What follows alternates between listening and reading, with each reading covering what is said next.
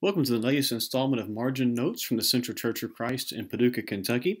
As you can see on the screens, this video will cover some notes for Genesis chapters 26 through 30.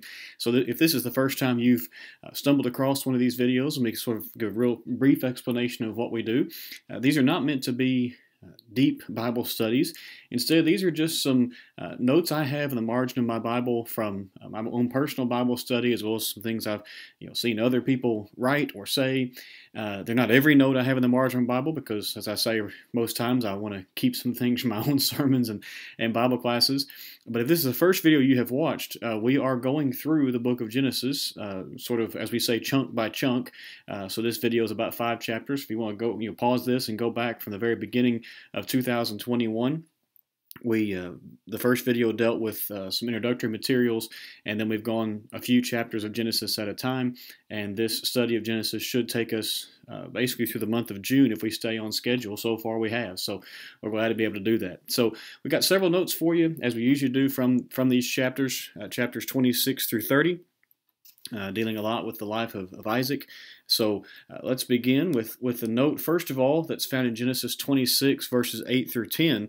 This is the account, as we say, we don't do a deep Bible study, but we do want to take a moment to just remind ourselves of kind of where we are. This note just doesn't come out of nowhere. This is the account of Isaac meeting the Abimelech, and let's just go ahead and read Genesis 26, beginning in verse 6. The note will really come from verses 8 through 10, but just to kind of remind ourselves of where we are, we'll read verses 6 through 10. So Isaac settled in Gerar. When the men of the place asked about his wife, he said, "She is my sister." For he feared to say, "my wife," thinking, lest the men of the place should kill me because of Rebekah, because she was attractive in appearance. When he had been there a long time, Abimelech, king of the Philistines, looked out of a window and saw Isaac laughing with Rebekah his wife. So Abimelech called Isaac and said, "Behold, she is your wife. How then could you say, 'She is my sister'?" Isaac said to him, "Because I thought, lest I die because of her." Abimelech said, "What is this you have done to us? One of the people might easily have lain with your wife, and you would have brought guilt upon us." Now, there are several things we could make note of there, but there's one thing I want us to see that's just sort of a devotional thought about human nature there, where Isaac just sort of assumes that Abimelech and the other men would be open to sleeping with Isaac's wife, or taking Rebekah into his harem or something along those lines. So beside these verses, just somewhere, I have this note written. We often assume the worst about people too easily. Isaac just assumed that's what was going to happen. Maybe this man had sort of a reputation. We don't really know, but Isaac just sort of makes the assumption that that's what they're going to think. And then I also, since I have room in the Bibles I use for my notes, I have this little reminder that that's the opposite of love. 1 Corinthians 13 and verse 7, that love believes all things.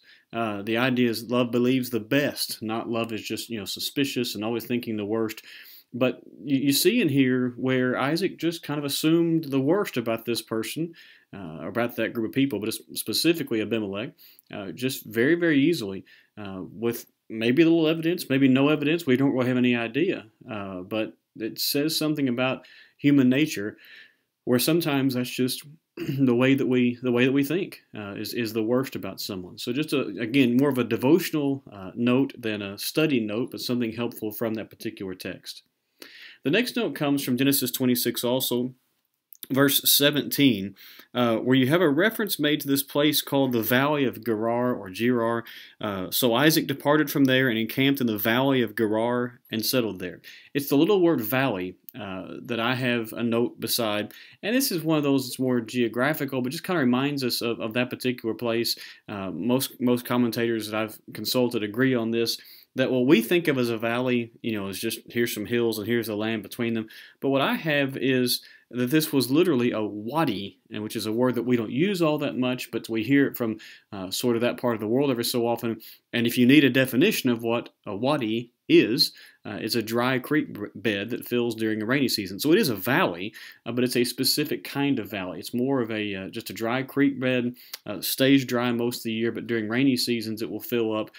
Sometimes you see these types of things used in movies, where it's all dry and all of a sudden it starts raining and it begins to fill up. Well, that's more of a wadi. that we typically think of as a valley, which is just can be anything between two hills or two mountains. So it's interesting that Isaac dwells in a place that is a dry creek bed, and then of course then verse 18 begins to tell us he begins to dig wells because there would be water underneath, but there wouldn't be water there at least most of the year. So just a sort of a geographical or make sure I say this correctly, topographical note about that particular place or particular location found in the text. Genesis 27 and verse 7 is where our next note will come from. This is the text, the English Standard Version, as above chapter 7, where Isaac blesses Jacob. But let's jump down to verse 5 and read leading up to where this note will be found. Genesis 27 and verse 5. Now Rebekah was listening when Isaac spoke to his son Esau.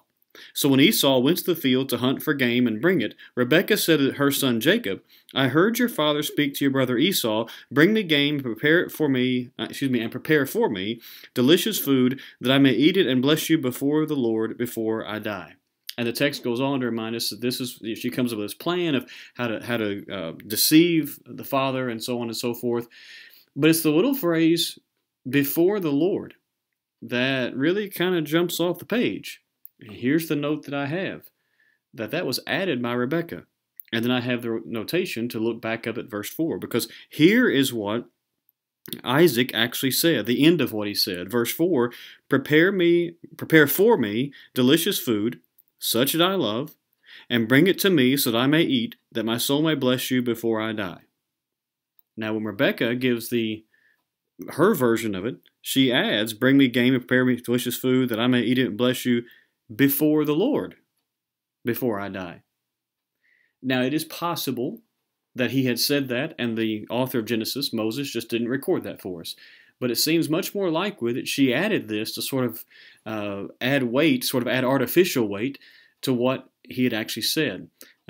Just adding to the deception that she was trying to play here in this very weird and, not so good account in Scripture, that she adds the words before the Lord.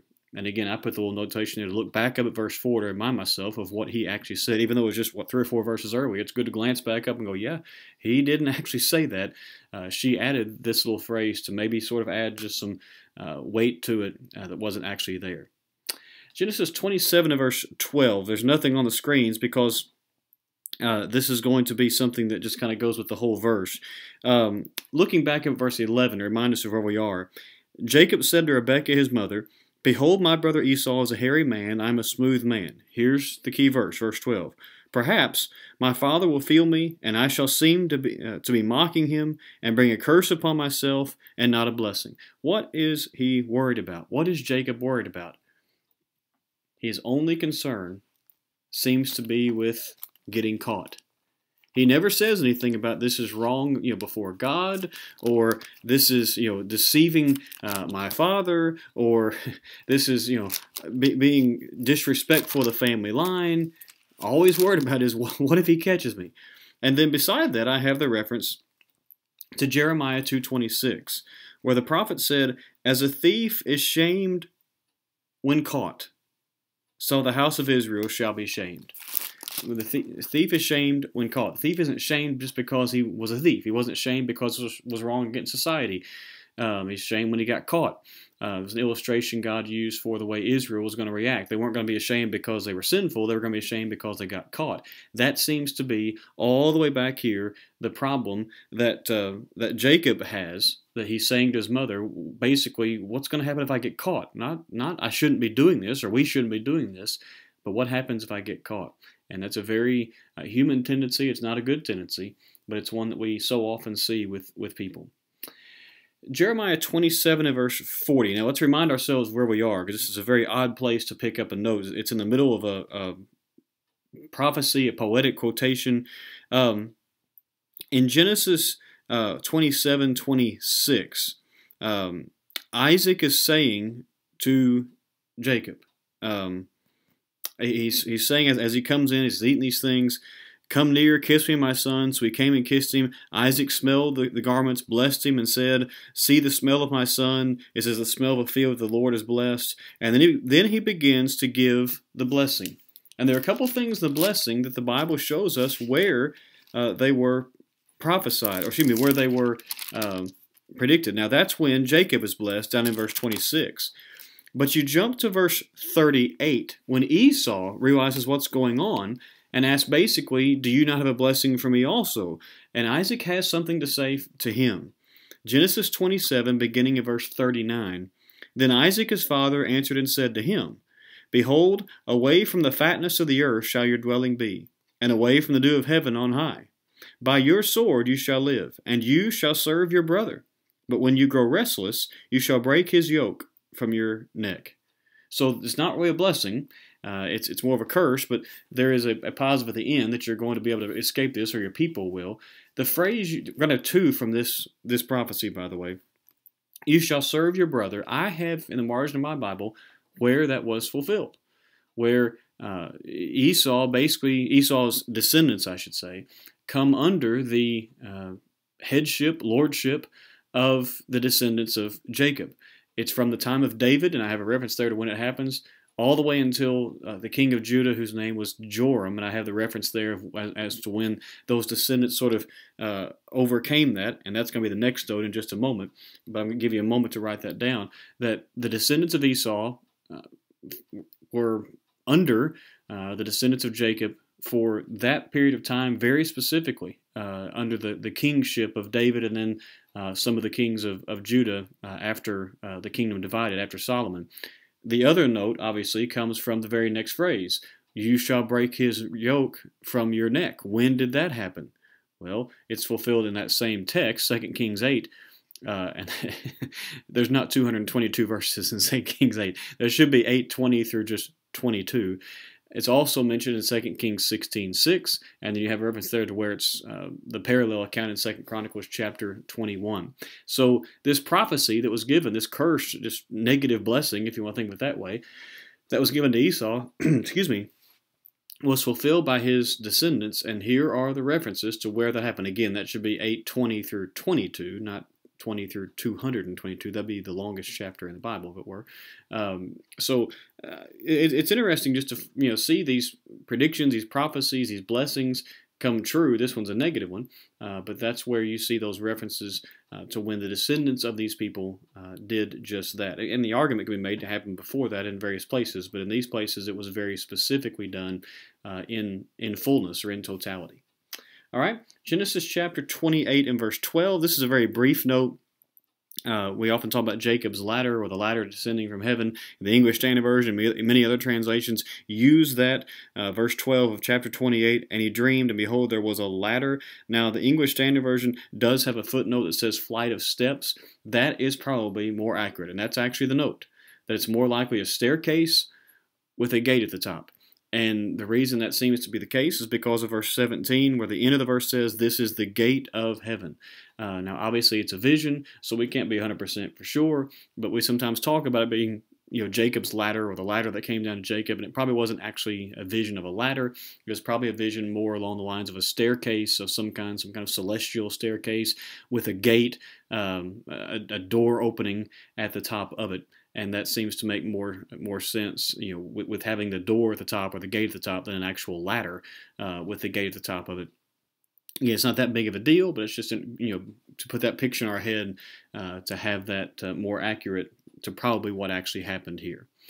Genesis 29 and verse 10. This is that account where Jacob goes and finds Rachel, ends up marrying both of them, Rachel and Leah. A very weird story where he's deceived and all of that. But there's a little detail. By the way, Jacob loves Rachel. There's no doubt about that. And one of the little details that shows that's the case, that he is just lovesick for her. Look at what is found in Genesis 29, beginning in verse 9. While he was still speaking with them, Rachel came with her father's sheep, for she was a shepherdess. Now as soon as Jacob saw Rachel the daughter of Laban his mother's brother, and the sheep of Laban his mother's brother, Jacob came near and rolled the stone from the well's mouth, and watered the flock of Laban his mother's brother. Now that doesn't seem to be anything out of the ordinary, until we do some study on the culture. That little phrase, rolled the stone, is the key. Roll the stone from the well's mouth. And it is because he broke a local custom to get her attention. He was so struck by her that he was going to make sure he stood out. The custom basically was that everyone gathered their flocks together, and then the stone was removed so all the sheep could drink, and then the well was covered again, and everyone left. He wasn't waiting for that. He rolled the stone away so she could, water, so she could let her sheep go down and drink their water, and he wanted to get her attention, and so he broke a local custom to make sure she saw him there. He was struck by her, and one of the reasons that might be the case is our next note about Leah, Genesis 29 and verse 17. The Bible talks about her being weak, her eyes were weak, or her eyes were soft. And in verse 17, the Bible says that Leah's eyes were weak, but Rachel was beautiful in form and appearance. Now, in some ways, the key word in that whole verse is the word but, because it's showing not that Leah was ugly. It's not that. But there was a difference in the beauty of these two. It seems to be the case. And here's the note I have, that her eyes were soft. In fact, some translations, the Bible that I have actually has a footnote that says it could mean her eyes were soft. Basically what it's saying is her eyes were her best feature. But that's in contrast with Rachel, who was beautiful from head to toe. The specific phrase is she was beautiful in form and appearance. She was a flawless beauty, whereas Leah had beautiful eyes. That was her best feature. But Rachel was beautiful from head to toe. That seems to be more of the case than saying, Rachel was beautiful and Leah was ugly. That's not it. But Leah's best feature was her eyes. Now, the Leah I'm married to is beautiful from head to toe. And I hate this verse for that reason, but that says Leah's eyes are beautiful. My Leah's eyes are beautiful too, but she's beautiful from head to toe. But the Leah in the Bible had beautiful eyes, but that stands in contrast to her sister, Rachel, who was gorgeous from head to toe. That seems to be more the indication of what's going on here than saying her eyes were just weak or soft. Was that her eyes just had that feminine beauty about them, in contrast to her sister, who was beautiful everywhere. Genesis 30 and verse 2. This is Rachel speaking. When Rachel saw that she bore Jacob no children, verse 1 says, she envied her sister, and she said to Jacob, give me children, or shall I die? Jacob's anger was kindled against Rachel, and he said, am I in the place of God, who has withheld from you the fruit of the womb? That first part of the question, am I in the place of God, is the note. And it comes from the fact this is not the only place in the Bible that you have that question asked. The question is asked at least 3 times, this being one of them. And the note I have is that it always shows man's futility without God's help. There are certain things that, obviously we know we can't do anything without God, but there are certain things we absolutely know we could not do if it weren't for God's help. And I just have reference there, we're not going to go to them in this video, the other times where that question is asked. Am I in the place of God? Genesis 15 verse 19, 2 Kings 5 and verse 7. You may want to turn to those and look at the accounts and see why they're there, but they have to deal with the fact that there are certain things that we absolutely realize we can't do without God. Now again, as I said, we can't do anything without God, but there are sometimes we truly realize that this is way beyond anything we can control. Here in Genesis chapter 30, they couldn't have children, and Jacob says, this is God's doing. I'm not in God's place. I can't open and close wombs. That's impossible for me. And it's just a reminder of our futility without God. So we hope these notes have helped you. We hope they've encouraged you as you continue to study through the book of Genesis, or as you write these down for later to study from the book of Genesis. So a little bit shorter video this time, but we hope these encourage you as we go through. We don't try to time them to a certain length. We just try to cover the material. If you've never taken the time to like our Facebook page or subscribe to our YouTube channel, Margin Notes is released on both of those. On our YouTube channel, we also release a very short devotional every Tuesday morning called The Central Focus. You might want to subscribe to the YouTube channel so you get those as well. They're only about 2 to 3 minutes long, just a quick little devotional thought every Tuesday. Margin Notes is released there obviously on Thursday mornings, every other Thursday morning, and we hope these encourage as we go through. We'll hope to be back with you again in a couple of weeks looking at Genesis chapters 31 to 36. And as we always say at the end of our videos, we hope that these encourage you to read the Bible, study the Bible, and live the Bible. Thanks for watching.